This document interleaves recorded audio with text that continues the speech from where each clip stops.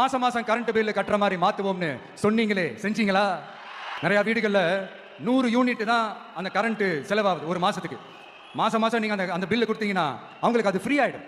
அவங்க அந்த காசு கட்ட தேவையே இல்லை. ஆனா 2 மாசத்துக்கு ஒரு வாட்டி அந்த பில்லு கொடுத்தீங்கன்னா, இப்ப சப்போஸ் அது 200 யூனிட்டுக்கு மேல போச்சுன்னா அது அவங்களுக்கு ஒரு மிகப்பெரிய சுமை தானே.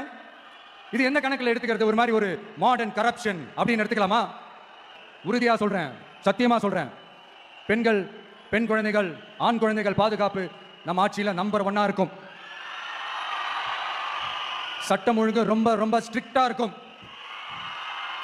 அரசு பள்ளிக்கூடங்களும் கல்லூரிகளும் முதல் தரமா இருக்கும். போட்டி தேர்வுகளுக்குன்னு லட்சங்களை கொட்டி தனி கோச்சிங் சென்டர் போய் படிக்க அவசியமே இருக்காது. ஏன்னா கவர்மெண்ட் ஸ்கூல், காலேஜ் சிலபஸே போட்டி தேர்வுகளை ஈஸியா சந்திக்கிற வகையில் அந்த ஸ்டாண்டர்டுக்கு ஏத்த மாதிரி அமைக்கப்படும். உயர்நிலை பள்ளி பாடத்திட்டங்களிலேயே அடிப்படை அரசியல் சாசன சட்டம் சேர்க்கப்படும்.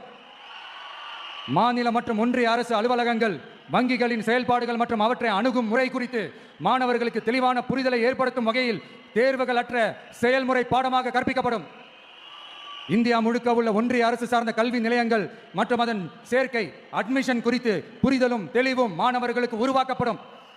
அனைத்து அரசு பள்ளிகளிலும் பெண் குழந்தைகளுக்கு சுத்தமான, சுகாதாரமான மற்றும் தரமான கதவுகள் பொருத்தப்பட்ட ரெஸ்ட் ரூம்கள் அமைப்பது உறுதி செய்யப்படும். போதைப் பொருட்கள் இல்லாத தமிழகம் உருவாக்கப்படும். மாவட்ட கலெக்டர்கள் மற்றும் எஸ்பிக்களில் சரி பாதி பெண்களாக இருக்கும்படி செய்வோம்.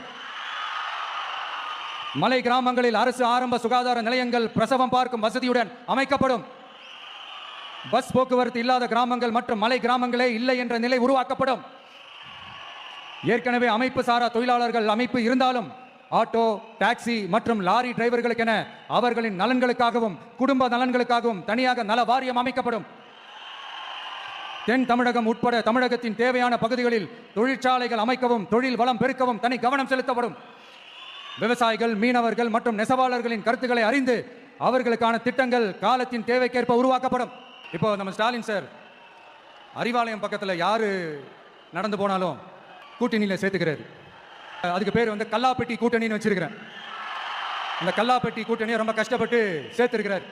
ஆனால் அவருக்கு நான் சொல்றேன், இந்த அறத பழைய கூட்டணி கணக்குகளோ இந்த கொள்ளையடிச்ச பணத்தையே வச்சு எங்க மக்களை ஏமாத்தி எல்லாம் ஜெயிக்க முடியாது.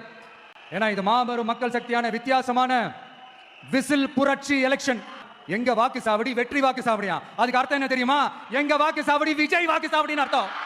விசில் போடு, விசில் போடு.